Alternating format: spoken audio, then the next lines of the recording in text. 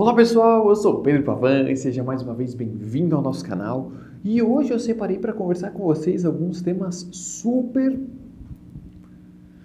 provocativos, beleza? Então vamos junto!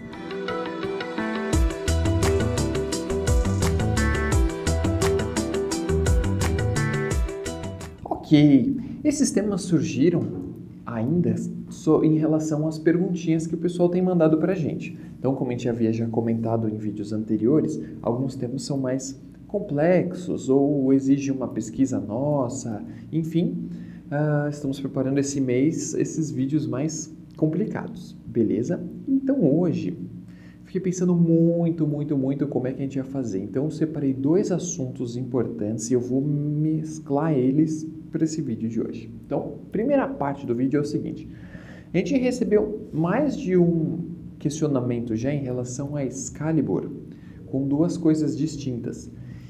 Alguém falou, escreveu ou surgiu de algum lugar uma relação, uma possível relação entre Excalibur, a espada, e a pedra Moldavita.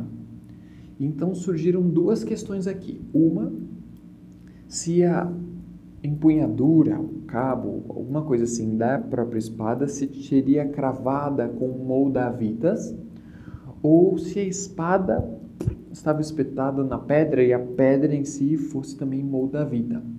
E eu pesquisei essas curiosidades, enfim, da onde será que surgiram essas questões? Não faço a menor ideia, porque eu não encontrei nada efetivamente escrito em relação a isso. Beleza. Então, gente, olha só.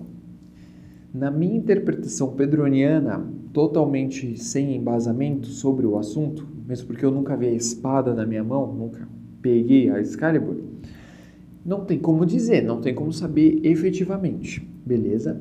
Eu acho que não tem nada a ver, nada a ver.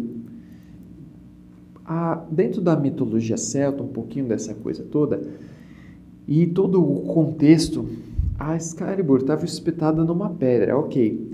Dentro das histórias mitológicas tem seria a Pedra do Destino, que é uma pedra que dentro da mitologia celta, muito puxando da Escócia também, toda essa relação, essa Pedra do Destino é uma pedra muito poderosa que está ligada a Falhas, que é uma cidade dos elementais da água. Então tem todo um processo disso daí, dessas águas como sendo águas da vida, as águas primordiais.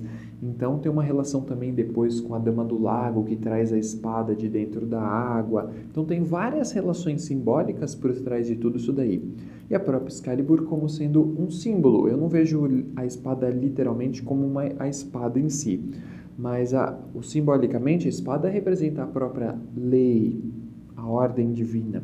E também dentro do ocultismo também tem várias associações da espada sendo a língua, representando esse poder da fala, esse poder da ação de certa forma, mas na fala. Ou seja, o que você vai fazer uma vez que você tem esse domínio, esse poder ou a consciência disso daí? Olha que interessante. Também a espada é representada pelo elemento ar, quando a gente pega o tarô e toda a parte do simbolismo. Então, vendo todas essas relações simbólicas da espada Excalibur e a Pedra do Destino em si, eu não consigo ver uma relação clara com a questão da Moldavita. Mesmo porque a Moldavita, como cristal de poder e essas coisas todas, primeiro que ela é da República Tcheca. Então, a probabilidade de ter uma rocha desse tamanho na Grã-Bretanha, no século, sei lá, 12, 14, 15, não sei precisamente qual que é a época da lenda, porque tem várias divergências entre escritores que surgem com o tempo, eu acho pouquíssimo provável, mesmo porque a Moldavita, como as características vibracionais, espirituais, surgiu super recentemente dentro do nosso contexto. Não tem nem, sei lá, 100 anos de Moldavita como conhecimento de pedra e vibração e meteoro e essa coisa toda. Então, não consigo ver links, associação. Ok? Não quero dizer que é viagem na maionese efetivamente, não quero dizer que é isso mesmo, ou que não é, então não sei. Eu trouxe algumas questões, associações que eu fui fazendo, pesquisa, relação, tal. Por mais que esse detrito da Moldavita em si já esteja na Terra há milhares e milhares de anos, a percepção e entendimento dele é muito recente. E sem contar que a Moldavita é muito exótico, porque foi um meteoro que caiu, por exemplo, aqui, pum, ele se fundiu a energia mineral do meteoro com os compostos daquela terra e ela entrou vias subterrâneas e foi sair dentro da terra lá na Moldávia, na República Tcheca, próximo ao rio Moldan, por isso vem o nome Moldavita. Então, olha que exótico o processo dessa pedra. Então, me parece pouco provável essa relação. Beleza? Então, a partir desse gancho, eu quero trazer um outro assunto que aí sim é mais polêmico ainda, que é o seguinte. Vocês se lembram no vídeo de referências bibliográficas que eu gravei lá atrás no comecinho do nosso canal? Uma das questões que eu questionei muito de algumas referências bibliográficas é a questão de a mesma pedra servir para tudo, de unha encravada à queda de cabelo. Espanta o obsessor e traz a prosperidade. Então tem várias pedras que muitas pessoas escrevem que quando você vai ver, gente, serve para tudo. E quando você começa a ler um livro de cristal, nossa senhora, você precisa de todas as pedras. Porque todas as pedras vão consertar, sabe? Entende essa questão? Então eu tenho um pouco de dificuldade com isso hoje.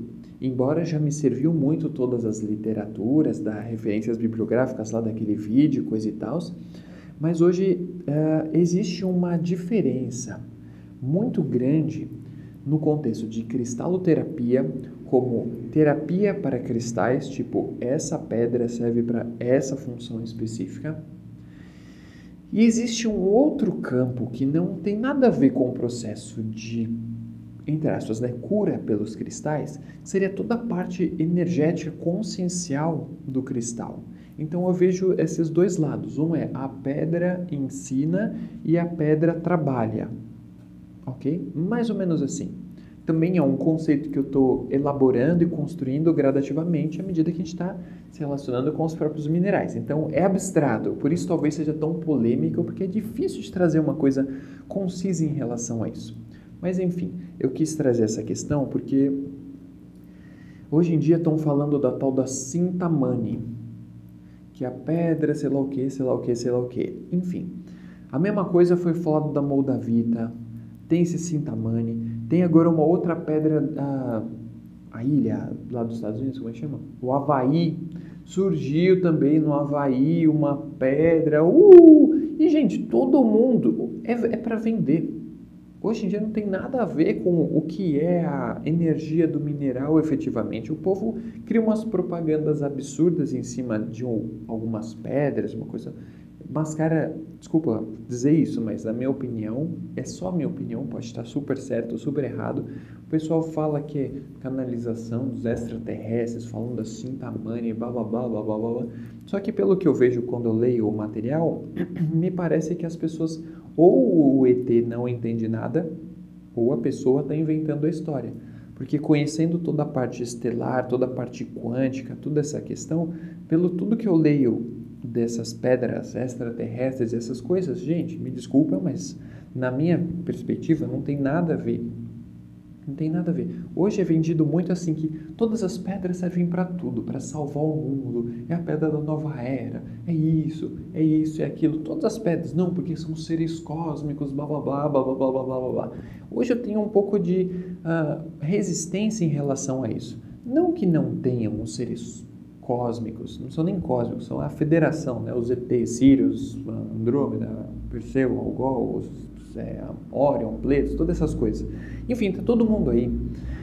E são só entidades, cara, não tem nada demais. A gente põe os caras lá em cima num lugar que eles não estão nesse lugar, por um fator humano ainda de nós depreciarmos o nosso próprio processo e por meio de crenças, dogmas, religiões, a gente bota Deus acima de tudo e a gente fica nesse patamar inferior. Enfim, acaba acontecendo muito isso com os cristais também.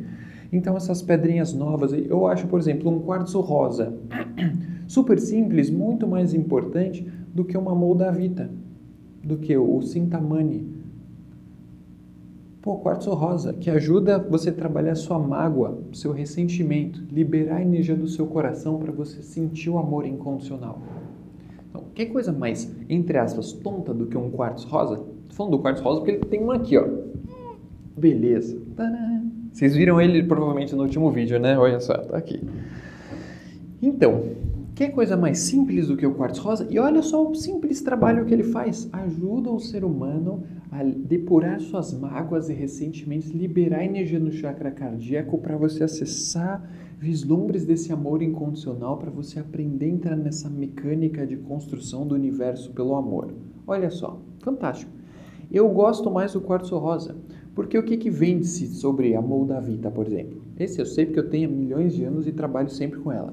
Que a Moldavita, a conexão com os extraterrestres, a cura universal, não sei o que lá, conexão, blá. Ajuda, na minha opinião, a nutrir um holograma de que os seres lá de fora vão vir fazer a nossa lição de casa, vão vir fazer a nossa parte da coisa. Então você pega uma pedra que resolve tudo. Cadê o esforço? Cadê a evolução? Cadê o processo interno que acontece para que você se desenvolva como ser humano, como alma, dentro do processo? Então, hoje em dia tem muito essa cultura da terceirização. Achar que é o terapeuta que vai resolver seu problema, achar que é o cristal que vai resolver o seu problema, ou a entidade espiritual, e a gente não faz a nossa parte.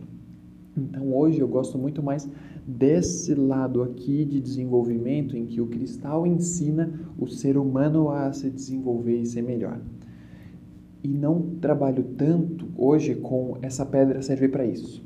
Claro que eu uso sempre, ainda mais nos atendimentos, na coisa toda, sempre uso os cristais com as suas funções específicas atribuídas, mas precisa ter um link entre esses dois mundos, porque senão a gente acaba ficando naquele lugar do meio do caminho em que não tem o nosso esforço pessoal. E na minha concepção, pelo que eu entendo, a evolução ela precisa do nosso próprio processo interno acontecendo. Então nenhuma pedra vai vir e resolver o problema.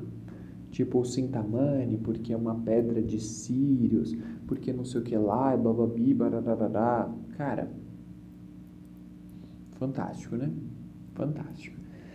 Então, estou só compartilhando a minha opinião, essa questão bastante polêmica. O Cintamani e todas as outras coisas, Moldavita e tudo que é raro no planeta Terra, o povo falsifica. Então, presta muita atenção, o Cintamani você só consegue através de uns monges budistas. Eu não lembro de onde que eles são, mas é um monastério em onde eles fazem a extração desse Cintamani sobre encomenda. Então tem um valor específico para um tamanho específico de Cintamani que você compra com esses monges budistas. E essa é a única forma de você ter Cintamani, beleza? Então garanta se você encontrou algum lugar que tenha isso certificado e coisa e tal, porque o povo enrola muito, gente. Moldavita tem um monte de vidro falsificado da China. Vidro, porque é um tipo vítreo essa formação ali, é ígnea, sei lá o que, não sei muito bem dessa parte da formação das rochas, mas enfim, os caras pintam o vidro de verde, se você não sabe, não conhece, você vai ser enganado, vai pagar mal caro. Hoje é R$70 um grama de Moldavita, pensa nisso. Cintamani caro também, é pago em dólar, é uma loucura. E, putz, nessa coisa das falsificações também, a obsidiana cherry, que foi o chinês que inventou isso, e você vai pegar a literatura, está escrito, porque obsidiana cherry, a pedra da nova era. Gente, é um vidro que foi pintado de rosa, e vem dito como obsidiana cherry, porque a obsidiana vem de origem vulcânica, bibibi, blá blá blá, olha que coisa, né? Então, esse vídeo aqui era só para a gente causar uma atenção aqui no começo dessa semana e chamar atenção para alguns pontos como esses. Prestar muita atenção o que nós estamos comprando como pedras, ter certificação de que está vindo coisas do lugar certo, porque, gente, o povo falsifica de tudo. Recentemente, a gente foi lá na USP, no Instituto de Geociência, e a gente sempre leva pedras lá, questiona, conversa, dúvidas, mineral, a gente faz teste nas pedras, a coisa toda lá. E, gente, tudo que é esquisito que aparece, eu sempre compro e levo pra gente testar, fazer de tudo, usar, inventar e papapá. Então tem muita coisa bizarra acontecendo, beleza? Então presta mega atenção nisso. E logo mais a gente vai gravar um outro vídeo de pedras falsas, número 2, porque os caras estão inventando cada vez mais coisa, então vamos que vamos. Beleza, galera? Então, eu queria só trazer essas reflexões para vocês e eu convidar vocês a refletirem sobre essa questão. Em que ponto do processo pessoal de vocês estão ainda? esperança vaga de que alguém vai vir resolver os próprios problemas, ou se nós estamos fazendo o nosso trabalho interno e na dedicação da construção do nosso caminho de ascensão, iluminação, chame como for, beleza? Então, cristais como consciência e vibração ou cristais como objetos, ok? Só trazendo como comparações aqui e uma reflexão filosófica livre, beleza? Novamente, isso daqui que eu estou falando e trazendo não é certo, não é errado, não me baseei em nada efetivamente, só na minha própria experiência, beleza? Então, deixe seus comentários aí, vamos conversar sobre esse assunto, porque assim é na filosofia, conversas, controvérsias e essa coisa toda que nós vamos elaborando todo esse conhecimento, beleza? Então, um abração a todos e nos vemos nos próximos vídeos. Valeu!